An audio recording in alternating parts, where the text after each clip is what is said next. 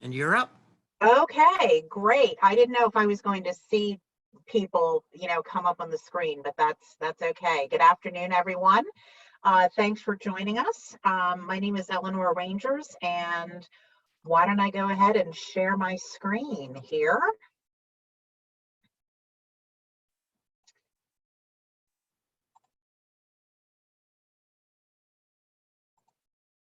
Okay, hopefully everybody can see that. So just a couple of gentle reminders if you're not too familiar with using the Zoom format.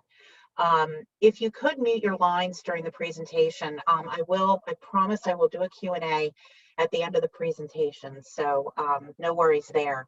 And also, there's two viewing modes that you may or may not be familiar with. There's the speaker mode, where, and you can access these controls in the upper right-hand corner of the Zoom screen, and you can either, in speaker mode, you can basically have the presentation up close and personal on the screen, or the speaker themselves if I'm not sharing my screen, or there's a gallery view where you can see others attending the event. But I think maybe that isn't the case for this format today. So I think we're only going to be with the big screen. So hopefully that works for everybody. So I've been asked to give a presentation on space medicine and therapeutics. So I've decided to entitle this Update on Space Medicine and Therapeutics for Enduring Safe Off-World Travel. And just a brief introduction to who I am. I'm actually the CEO of Space Medicine Associates, which is an organization that's been around since 2006. Basically endeavoring to ensure safe off-world travel for spaceflight participants. So we are a medically oriented organization. You can find us on Facebook and Twitter. And in terms of what are my qualifications? I mean, who the heck am I? Well, I'm a clinical pharmacist by training in my day job, but I have had the opportunity over the years to participate as a consultant for NASA, as well as some external organizations that were commissioned by NASA for expert commentary. And that includes in 2013 on the left, an Institute of Medicine series of reports on human health risks that were reviewed by an external group of panelists. And I was actually the subcommittee chair on clinically relevant unpredicted effects of medication. So you can actually access the report online if you so desire. And then in 2017 and 2019, I was actually invited by NASA to participate in two related events on drug stability and trying to mitigate that particular potential showstopper for exploration class missions. I had previously consulted with NASA in the late 90s, early 2000s, and then that kind of went dark for a number of years and then got resurrected again in the last couple of years. So I was delighted to be able to help to contribute in the last few years. So what I thought I would start out with that I thought would be rather topical is a little bit about quarantine. These are pictures you may recognize of Apollo 11 in quarantine, and some of the activities like ukulele playing that you see Neil Armstrong engaged in the mobile quarantine unit. I will point out that the post-flight quarantine is not what I'm going to really talk about here, but I thought these were pretty relevant and fun photographs to put up here to introduce this part of the discussion. And then in the lower left-hand part of the screen, you can see Scott Kelly, who actually has commented on dealing with quarantine and isolation in this recent pandemic situation. But you see him in the Soyuz capsule, which would have been his exit from the space station in case he needed to, return to Earth urgently. And you can see it's, I think, a little more crammed than what many of us have with our places of residence, but nonetheless, I think we can relate.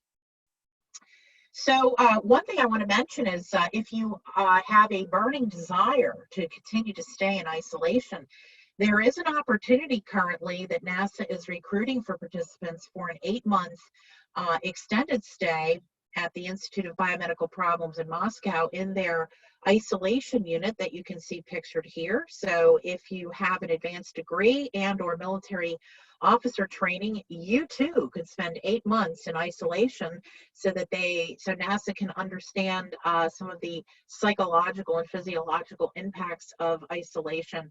And this, of course, is part of the larger Artemis program that they've kicked off in preparation, ultimately, we hope, to go to Mars in the mid-2030s. But turning back the clock a little bit, I thought it might be kind of interesting and, again, topical to talk a little bit about what I call Astro Quarantine. And the origins of this actually go back to Apollo 7. And as many of you might recall, if you're familiar with the space program, Apollo 7 was the first Earth orbit checkout of the revamped Apollo command module after, of course, the tragic fire that had occurred in 1967. So this crew was Wally Schirra, the commander, Don Isley, and Walt Cunningham. And this was an Earth orbit mission, but unfortunately, soon after they actually got into orbit, Wally Schirra came down with a pretty bad head cold and I believe at least one of the others, Don Isley, came down with a cold. I think it's been contested whether Walt Cunningham did. But in any event, this, of course, did not do anything to help with the mood and the strain of having to shake down the command module. And as you can see quoted there, Wally had said later in an interview in LA Times that no one had ever had a cold in space before. They considered me testy. He is also known as the first individual to have ever actually taken Actifed, which was a combined decongestant antihistamine in space. Now, moving on to the next mission, Apollo 8, I don't know, it's interesting to look back in history, but actually during the preparations for Apollo 8, December 1968, that was in the midst of another pandemic, the Hong Kong flu, the H3N2 influenza virus. And actually, little fun factoid, all the Apollo 8 crew members were vaccinated against the flu prior to their flight out to the lunar orbit and back. So I just thought that might be interesting to mention. And then after that period of time, there was consideration by the flight surgeons at NASA that, when they look back at some of these events, like the Apollo 7 issue, and of course, Apollo 8 had some issues. Frank Borman, of course, had gotten some type of gastrointestinal issue when he was shortly after they were on their way to the moon. But basically, the Apollo flight surgeons had decided that, based on these pre-flight observations that they had been seeing with some of these early Apollo flights, and if they went back and looked at Mercury and Gemini, it really argued for maybe that there is some value to pre-flight quarantine. So actually, starting with Apollo 14, that's when they began to institute a pre-flight quarantine that they've continued even up until today. And you can see from this table from the biomedical findings from Apollo report that essentially this institution of the quarantine really negated any sort of pre-flight medical concerns, and obviously it had an effect, so that's why it still remains today. They call it health stabilization nowadays. So beginning about 10 days before launch is when there's a physical exam, and then there's essentially a quarantine. Now, at least during the shuttle program, they were quarantined and could have limited contact perhaps with family members. But then once they were in the imminent pre-flight stage down at Kennedy Space Center, they would have a more stricter quarantine, and then a final physical before they launched. In Russia, where of course we've been launching astronauts periodically since 2011, there is a little bit more strict of a quarantine. They spend 2 weeks before their flight quarantine in their quarters, and that's either at Kennedy or JSC, and also then when they head out to Kazakhstan. And they have no direct with anyone that hasn't been cleared by NASA flight surgeons. So it's a little bit more strict than the shuttle years. But I did want to mention, I don't know if you had actually heard that, okay, we take all these precautions with the crew, but you know, there's always the monkey wrench that gets thrown into these things. So, you know, we plan for the best, and sometimes the potentially worst happens. And back in April, when we had a crew that was launched to the International Space Station, actually just prior to or I think it was the day of launch actually, the crew members were inadvertently exposed to Evgeny Mikrin, who was the deputy CEO and chief designer at Energia, of course, who manufactures the rockets that launch the astronauts and cosmonauts up to the station. He tested positive for coronavirus and may have had some casual proximity encounter with these individuals. But he, unfortunately, he passed away. But to my knowledge, the astronauts and cosmonauts were not infected with coronavirus and have continued to function up in their isolated quarters up in space. So, you know, I think this just reinforces the fact that despite your best efforts, things certainly can happen. And it's unfortunate that Mikrin did pass away at age 65. Well, also I want to mention too, let's hope none of that's going on with the pending launch of these two individuals, two veteran shuttle astronauts. You may know, I just wanted to mention this, that this Wednesday there is going to be a pretty important crew launch to the space station, first time since 2011 on U.S. soil, with a SpaceX, a commercial space vehicle. So both Robert Bankin and Doug Hurley are planned to launch this Wednesday from Cape. So definitely something to look forward to on Wednesday. And finally, that particular mission is part of a prelude to a larger mission known as Artemis that NASA is committed to in terms of returning to the moon by 2024. I put in question mark. I think that's a highly aggressive timeline, but eventually not only are they endeavoring to actually go back to the moon this time, but eventually to use that as a preparation for eventually going on to Mars. So this will be something to watch for very closely, and I just wanted to make sure you were aware of that. And then finally, let's not forget suborbital flight and space tourism. Space tourism is still around. We still have not had any tourist flights yet, but that is still in the offing, particularly with Virgin Galactic. So they are hoping, I think, to launch later this year, but with the coronavirus pandemic, I think, you know, obviously we have to sort of wait and see at this point, but you still have, and of course, you know, SpaceX has been launching, as we talked about, the Dragon unmanned and then manned module that's going to be launching this week, but they also are developing something called Starship to actually go to the moon and Mars. So something to keep in mind. Blue Origin, of course, the Amazon CEO has his own program. Boeing is in the mix. And then there's some other group called Orion Span that I've read about that may still want to put a space hotel up there. But there's been a lot of companies that have come and gone. It's really gotten whittled down quite a lot, but I did want to mention that this is still in the offing.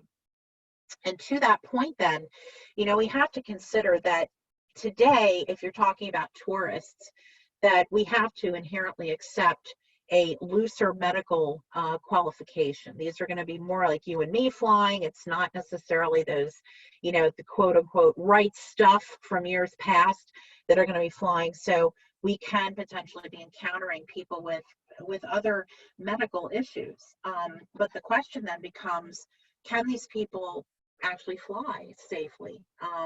Actually, my organization conducted a questionnaire that shame on me, has not been published yet, but we actually surveyed members of the National Space Society back in 2015, basically with the question, if finances were not an issue, would you be interested in taking a suborbital flight? And we wanted to understand what medical issues that cohort of participants in the questionnaire actually had. And essentially what we came to the conclusion was that there were few conditions, the good news, that would really overtly disqualify people, you and me, from taking a flight. And that data was actually pretty similar to a survey of people who rode the centrifuge as part of a University of Texas medical branch project of commercial space flight that was ongoing around that time. So it was good that our results were similar. But there were two things that I found interesting in the findings that people actually admitted to, and these could be potential disqualifiers or things that might give people a second guess at whether they really want to take a space flight with these commercial companies. About 30% of the population experienced motion sickness. So are they going to require, let's say, prophylaxis against that? I don't think it's necessarily a disqualifier, but it is going to be something to think about. But then 10% actually admitted to having claustrophobia, and that potentially could be a disqualifier. So we'll see how this really plays out. But you know, the good news is most people, I think, if they so choose, could actually fly. This is just a quick list, not to go through it exhaustively, of some of the initial thinking around the types of medical events that could be impacted by spaceflight and things that physicians have to think about in terms of deciding whether someone is fit to fly or not. But medical waivers can be possible. You know, this is a great example. Greg Olson, he was actually the third space tourist to visit the space station in 2005. And he initially was disqualified from flying because of some pretty significant cardiopulmonary issues. Essentially, he went and got tuned up. He got his stuff addressed, and then he actually qualified and was able to launch to the space station. So just because someone may have some somewhat significant medical issues is not necessarily the end of the line in terms of your desire to actually fly. So I think it's another positive lesson about the potential of opening up the space frontier for all of us. This I just put up here, though, just to also make the point that as we really start to pay more attention to qualification for flight, it really is somewhat dependent on the, the location and duration of that exposure to the space environment. And the longer you're in space, the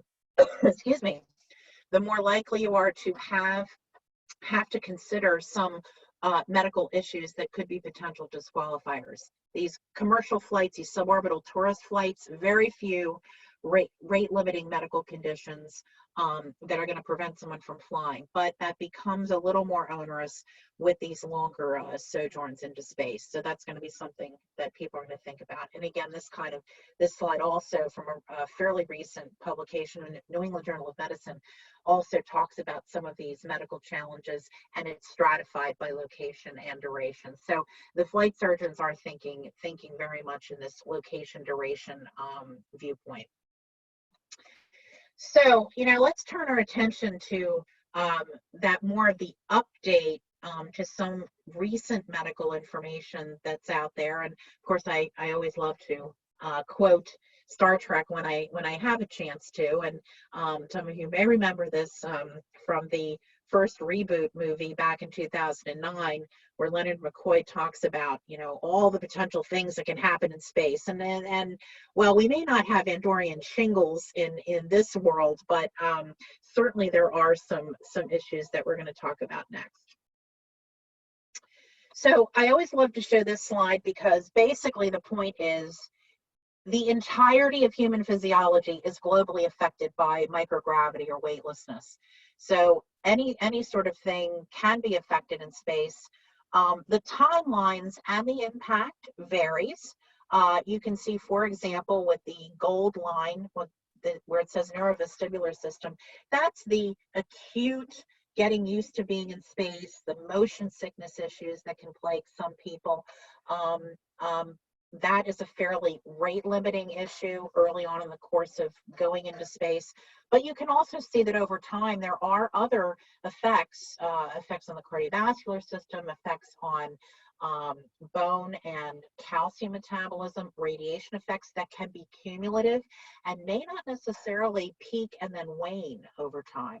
So all of these issues are very carefully considered when we're making decisions about flight and long duration flight. And frankly, a lot of these issues are not really solved yet, which is certainly an issue of concern, at least for me personally, with an interest in this area. One thing I always like to mention just for fun, talking about the neurovestibular issues, and this is not necessarily inconsequential. I remember back when I mentioned about the questionnaire, the unpublished data that about 30% of the respondents said they had some issue with motion sickness. Well, I always like to think about this poor soul, Jake Garn, who was, I believe, a congressman who actually flew in the shuttle. Back in the 80s, I think it was, and poor Jake, he became infamous because he got severely ill, and in fact, he was so ill, that event was characterized as a garn, that he was basically so incapacitated. They actually characterized that as a garn, and then subsequently, anyone else who would have neurovestibular issues, they talked about, well, how sick were they? Well, let's think about this Garn scale. Were they as sick as Jake Garn or less sick than Jake Garn? And unfortunately, most people are never quite as sick as Jake Garn, but he will be forever remembered for that dubious contribution to space medicine. And I just wanted to mention this particular astronaut. She is a flight surgeon by training, actually, and she actually was up on the station in 2018, late 2018, and she talked about, when you get up there, your stomach doesn't feel great first few days. I mean, it's very, almost everybody invariably has some degree of stomach awareness, and then a spectrum of really getting potentially severely ill. So it is something to be absolutely expected in the majority of people traveling into space. Now, another issue that has become pretty much a big issue of concern with particularly long duration space flight is this so-called VIP, Visual Impairment and Intracranial Pressure Syndrome. So NASA's been aware for a long time that astronauts have said when they go into space, they don't see quite as well. They get blurry vision. In fact, I had heard an anecdote, and I cannot remember where I had heard it, that, believe it or not, there's a whole collection of eyeglasses, cheaters, up on the space station that over time people have had to use on the station during their stays because their eyesight actually changes. And for a long time, these changes were not considered to be anything of any consequence. But then in 2012, there was actually a report, the first time, that reported 15 male astronauts experiencing visual and anatomical changes in the eye during and after long duration flights. So this is not so much an issue with like a short-term shuttle flight. These are these longer duration issues. And why is that concerning? Because long duration equals going to the moon, going to Mars. And the scary thing is that most of the time this stuff resolves post-flight, but some of it was persistent. So this is certainly something that has to be figured out. So this is what's going on. These images are MRI images that were taken of, this is, just one example, one astronaut, pre-flight, during flight images. And you can pretty clearly see that essentially, like I like to put it, something is squashing the eye from the back side of the eyeball. That essentially is an image of the eye from the side on, and you can clearly see in space that there is something pressing against the back of the eyeball. That's basically the back of the eyeball where the retina is. And in the lower image, where you can see the optic nerve. The other kind of frightening thing is that there's actually swelling of the optic nerve, and you can actually see where that optic nerve, which normally is straight, is actually kinked. And that's because, again, there is something pressing on the back of the eye. And this may be what is contributing to some of these visual acuity symptoms. Now, there's been a fair number of investigations that have gone on, and kind of the latest data, again, this is MRI information, is suggesting that maybe when you go into space, there is, well, not only is the brain actually itself swelling and pressing up against the skull, but also this may be due to an increase in production of cerebral spinal fluid, which is the fluid that circulates through the spinal column and the brain. And you can pretty clearly see in between pre-flight in A and B, where you see being in space, that space in the middle, known as the ventricle, actually is slightly larger. So this may be what's causing this swelling, and then essentially that's also putting pressure on the back of the eye. So this is, and how to address this, I don't think we clearly know how we're going to prevent that at this point. I mean, the first thing is really defining what the genesis of the problem is, but this is pretty scary stuff. And on top of that, there's also some parallel literature that's beginning to appear, also looking at the fact that, okay, we pretty clearly now know that there's this swelling that goes on, maybe due to increases in cerebral spinal fluid production. And you can see on the left side of this particular slide showing, if you compare shuttle flights to space station astronauts, that ventricular volume, you know, that center area that I showed you in the previous slide, is actually swelling and getting bigger because it's filling up with more fluid. Well, not only is that just an issue with visual acuity, but they have actually started to look at how this affects higher functioning cognition and motor functioning. And you can see on the right images where there's what they call crowding and inside the brain displacement. So essentially jamming up against the skull in red, and then inside the swelling that actually is kind of moving some things around. And they've, you know, started to elucidate that these are having some effects on some sort of high-level cognitive testing and maybe even motor function. And some of this can persist when the astronauts come back to Earth. So this is definitely an issue of concern, because certainly, A, I would not want to land on Mars, A, not being able to see, and B, not being able to walk. So these are certainly some increasingly concerning issues that we need to really figure out in order to safely go exploring into the interplanetary reaches. Another issue, and this is more of a, I guess, an environmental issue, but a practicality of spacecraft. You know, the CO2 scrubbers that are on board the space station are not perfect, and they have certain inefficiencies. I'll put it that way. And this has been known for a while now, that astronauts have complained that when ambient CO2 concentrations begin to rise in the space station, that this can be an issue in terms of giving people headaches. So they've talked about trying to, you know, keep the CO2 concentrations somewhat lower, you know, as low as they can on station. But even that being said, the ambient CO2 concentrations on the space station are about 10 times what you experience on Earth. That's a little scary. This is an example of some of the other sequelae that can occur with these CO2 concentrations. This is an excerpt from a mission status report. And they, you know, there were reports that the astronauts made that they definitely noticed that they kind of felt better or more sharper when the CO2 scrubbers were turned back on and levels went down. And two crew members talked about when those levels get up, they just can't think, essentially, and perform activities. They also had sleeping difficulties and irritability.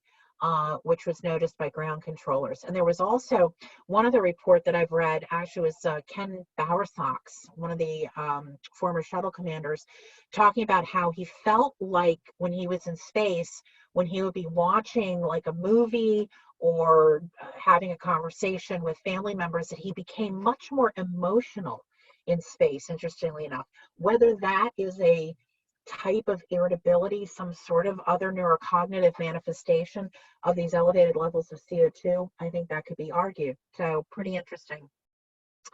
And there also has been some hint that perhaps these higher ambient CO2 levels in the station could potentially be contributing to the brain swelling issue, because we know CO2 is a vasodilator. And it can increase intracranial pressure. So that may also be a factor. So the reason why I mention this is not only is it potentially a culprit with this VIIP syndrome, but also it is a practical consideration in spacecraft design. We may need to have a better design for CO2 scrubbers, particularly for the long term if we're heading out to Mars. So wanted to make sure you were aware of that. Here's something else a little scary. This was an incidental finding that was reported and published actually earlier this year of venous thrombosis during spaceflight, or a blood clot during spaceflight. There was a MRI of the neck veins that was going on as part of a separate experiment on the space station.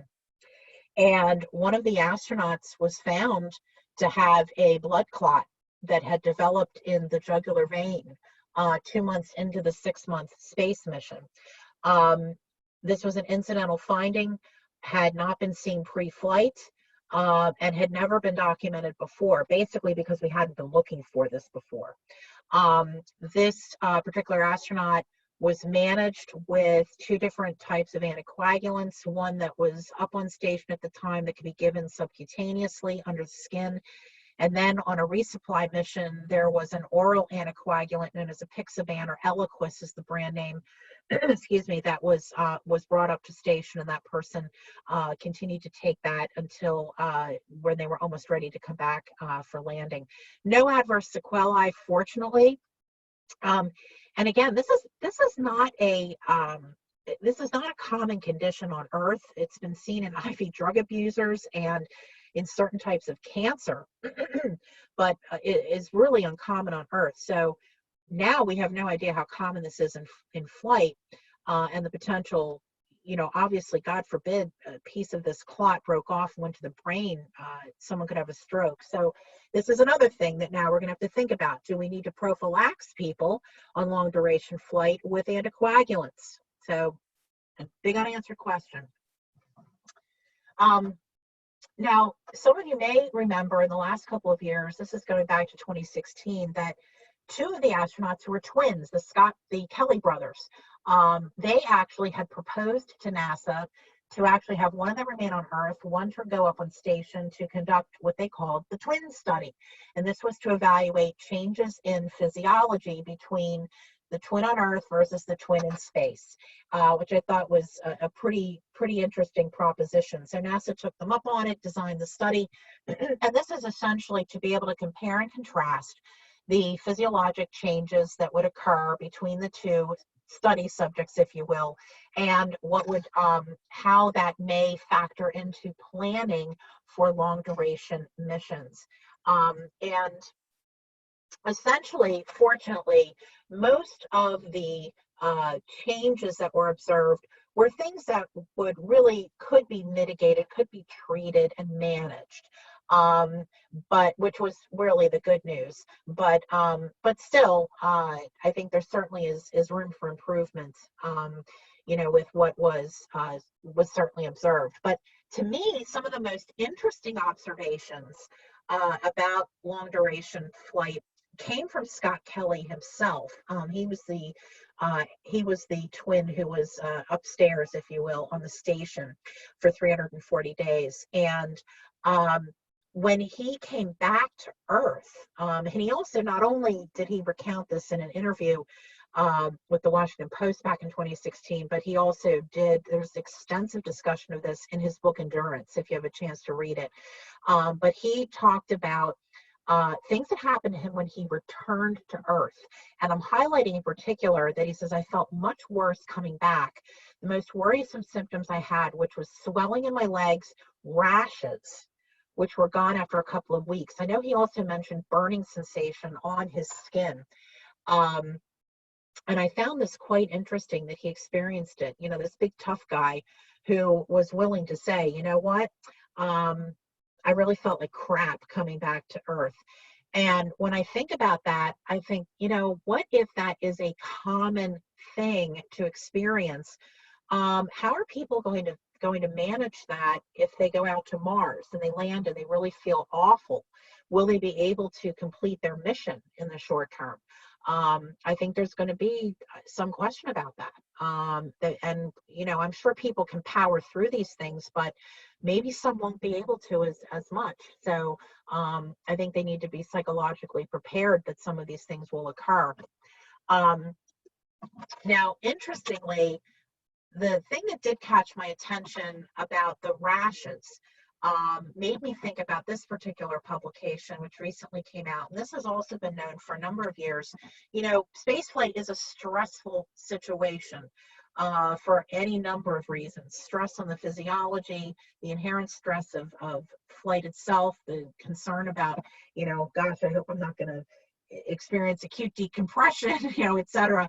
So a stressful situation. Well, interestingly, NASA has looked at reactivation of viruses that people inherently may have in their body, like chickenpox, for example, varicella, or Epstein-Barr or cytomegalovirus, viruses that can remain in the human and could potentially reactivate themselves. And this particular bar graph, which in blue shows viral reactivation, titer numbers on the space station and space shuttle in orange, and various time points for individuals pre, during, and post flight. But essentially, when you're basically the message here is that flight does reactivate many of these viruses that are in us. And the most important aha about this is that, in fact, in some cases, live infectious virus was recovered by tissue culture and was associated with basically skin conditions and skin lesions after space flight. So that could be one of the things that Scott Kelly was experiencing. But the other thing that I also found somewhat timely to mention was that this continued shedding of potentially infectious virus post-flight could be an issue for post-flight quarantine, particularly, you know, crew wanting to come back and see their kids or susceptible adults in their family. There may be some, you know, considerations about post-flight quarantine. We used to do post-flight quarantine back in the early lunar program, mostly to prevent infecting the Earth from moon germs, and then that was so-called moon germs, which turned out to be non-existent. But this is sort of the opposite of that. Maybe there does need to be some post-flight quarantine to prevent passing along known earthbound pathogens that reactivate during the course of space flight. So something else interesting to consider as well. I'm not going to go into a lot of detail, but I at least am duty bound to mention the issue of radiation. This is another real viable showstopper potentially for long duration flight. We do not clearly understand all of the potential risks associated with chronic exposure to radiation, and astronauts will clearly be exposed to higher levels of ambient radiation the farther away and farther out of the Van Allen belts that we go. So once you get out of Earth orbit, you are certainly exposed to a higher level of cosmic radiation exposure. And God forbid there's a solar particle event that's going to hit your spacecraft, that will further accentuate your risk. So this is an issue that is being actively pursued with multiple investigations with NASA, but we still don't have a lot of definitive answers yet, but more to come. And another environmental issue to mention that's starting to get greater attention, particularly now that we're thinking about going back to the moon with the Artemis program, is a whole question about the safety of breathing in lunar regolith, lunar dirt. And this brings back kind of some fun quotes that I remember from Apollo 17. And, above you have Harrison Schmitt talking about that he actually had an allergic reaction to inhaling this lunar dust. And not only did he have an allergic reaction, but a flight surgeon who was taking out suits from the command module after they had returned to Earth also had a reaction. So this is a consideration. Are you going to have to prophylax when you go to the moon with an antihistamine? In the event that you get covered with lunar regolith? And you can see both of these astronauts, because they were out in the surface for extended duration exploration, had a lot of dirt on their suits. And Gene Cernan was quoted as saying, it also, the other problem is the dust gets everywhere. They found it in all sorts of things. It got in their nose, their eyes, their lungs. So not only is this an environmental issue for the environmental control systems on board the spacecraft that could, certainly cause problems, but also there have been some investigations NASA's been starting to embark upon looking at these particles getting into the lungs and whether that can cause any long-term damage, predisposed to some sort of pulmonary compromise. So this is something else that we're going to have to think about. And one other tidbit about thinking about some type of dirt. Mars, as we know, has a very corrosive surface, high iron deposits, highly oxidative surface. I don't think I want to be breathing that in either. So this is something else that is increasingly being paid attention to by NASA for future expedition class mission planning. So I think it suffices to say that we can bring it back to Leonard McCoy, that space is disease and danger wrapped in darkness and silence. I think he always has the perfect descriptors for medical issues. So to kind of wrap things up, I also wanted to make the point that, in-flight medical events are pretty common.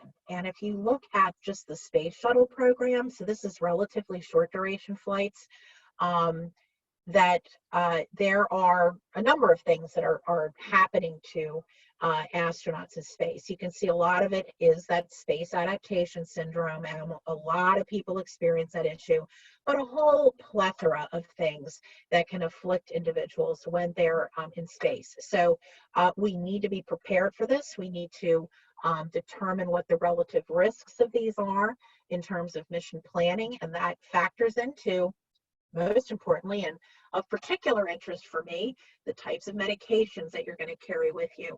And even though this is an old quote from back in the 90s, again from the shuttle days, and this is one of the old shuttle kits of medications that were taken up, I always remember that during the first 33 shuttle missions, more than 500 individual doses of 31 medications were taken by 83% of crew members.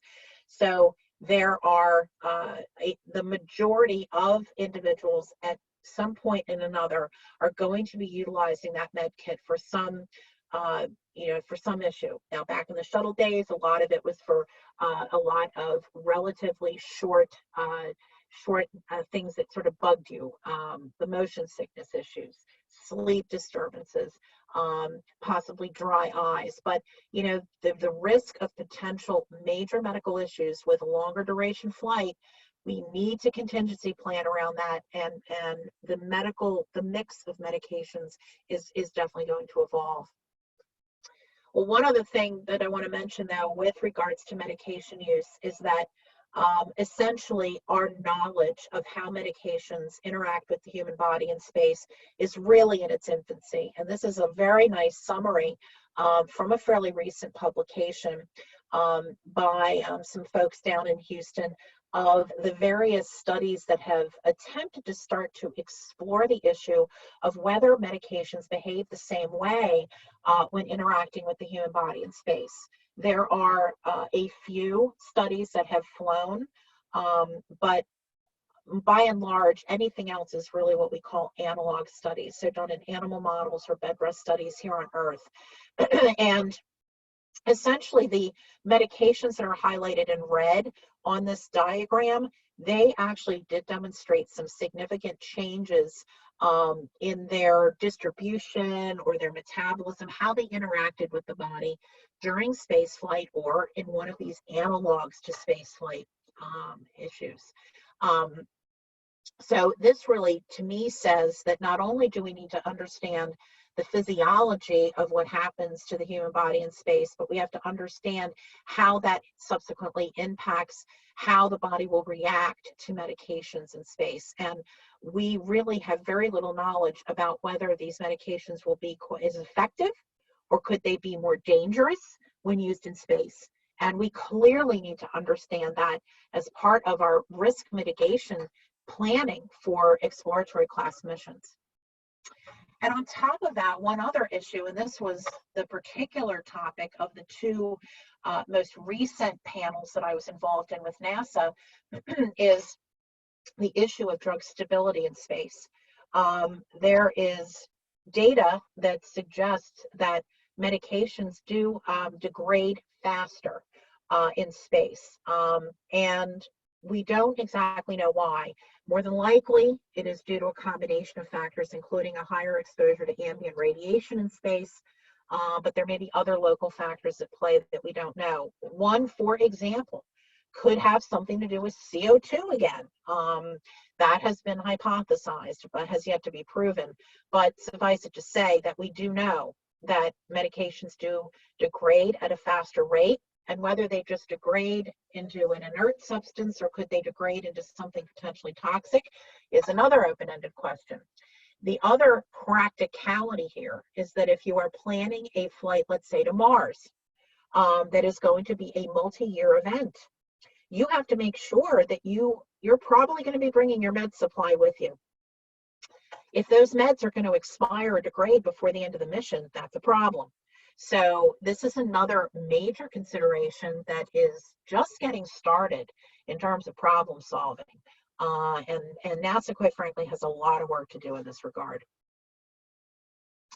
So to conclude, I think back to this particular quote that I remember seeing in Space News when it was still available as a weekly periodical, but I thought this was still timely today.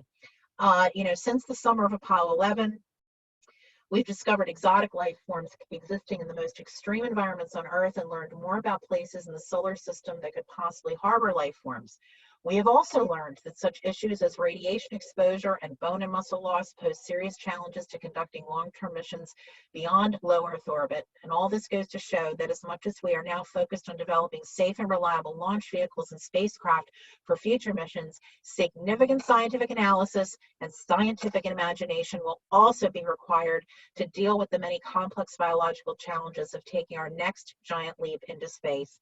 And that was Ed Goldstein in a Space News editorial back in 2009. And again, I think it's still highly applicable to today based on what I've discussed here this afternoon. So I would like to thank you for your attention, and I believe we can turn it over to any questions we may have for whatever remaining time we may have.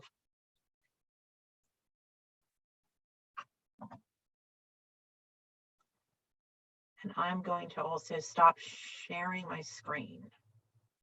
Okay.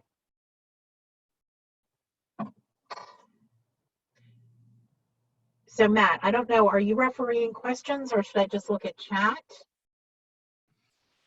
They're in the Q&A. Also, there is one person with a raised hand, a Perry Ann Lurie.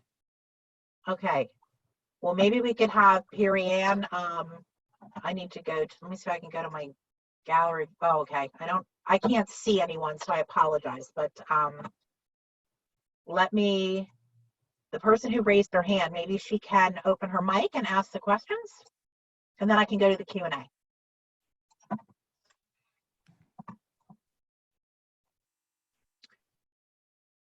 Hi, there was someone who had raised their hand. Did you want to speak up and ask your question?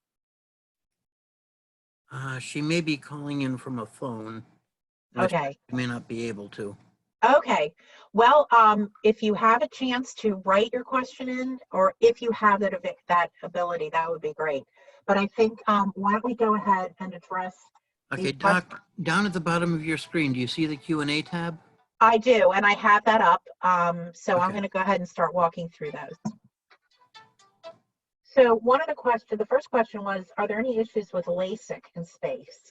Meaning the, getting your eyes, any eye issues. They're actually, I believe they're, I have read something about whether that could be a particular issue. I don't remember the specifics. I do think there have been astronauts that have undergone that procedure.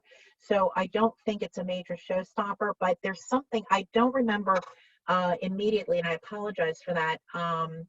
I would have to actually get back to you regarding that. But there's something in the back of my head that says there was some issue with that, but I don't recall. Next question, how many of these effects might be alleviated by spaceships that somehow create their own gravity? Well, that is absolutely the holy grail.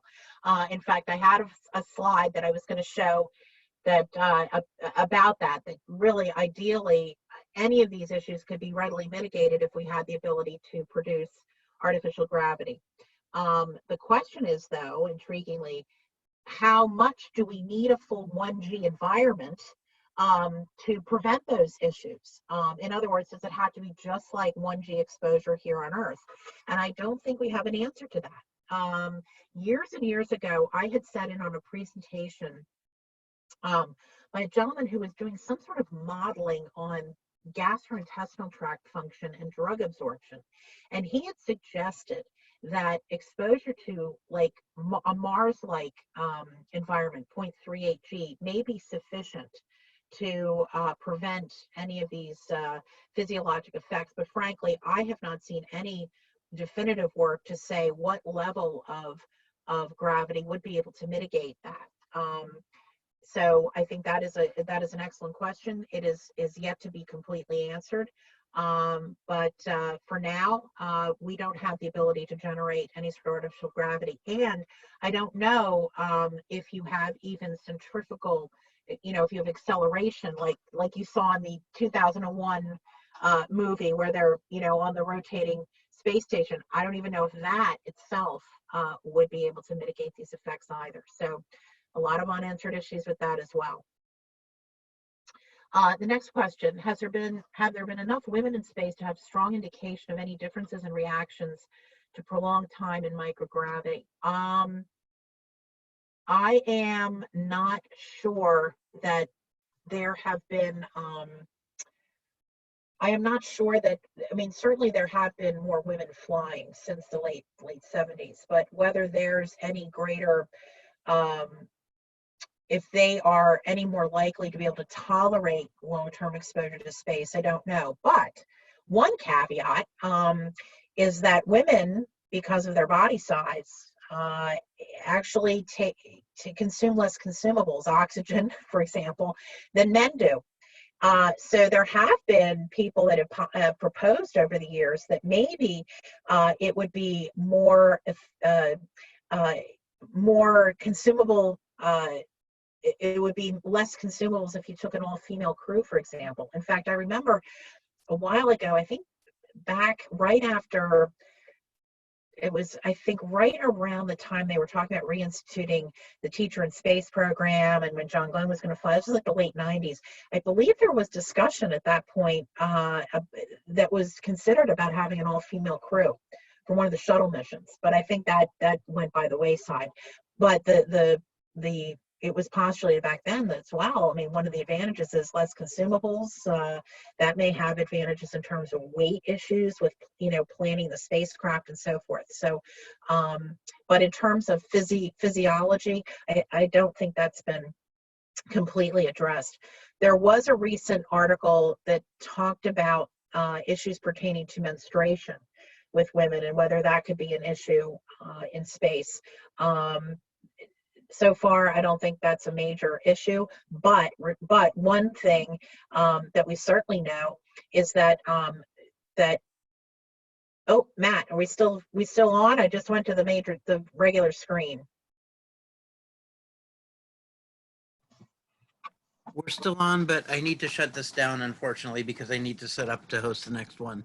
Oh, all right. So I'm sorry that we didn't get to all these other questions. I don't know, Matt, if there's another way that I could be able to respond to other people. Well, if you be can more go than happy to the to. Discord, you could talk to them there. That's Over, the recommended thing. over to where? I'm sorry. To the Discord? The Discord. I don't know how to access that. Ah. That is, I'm afraid, a bit more than I could go through in just a couple of moments here. All right, well, I'll tell you what, anyone who did not have any questions answered, if you want to go to Facebook and look for Space Medicine Associates, feel free to connect to me there, or friend me on Facebook, and I'd be more than happy to address questions. So I'd like to thank everyone for participating today. Really appreciate it. I'm sorry that I wasn't able to get to these other questions, but thanks for your time.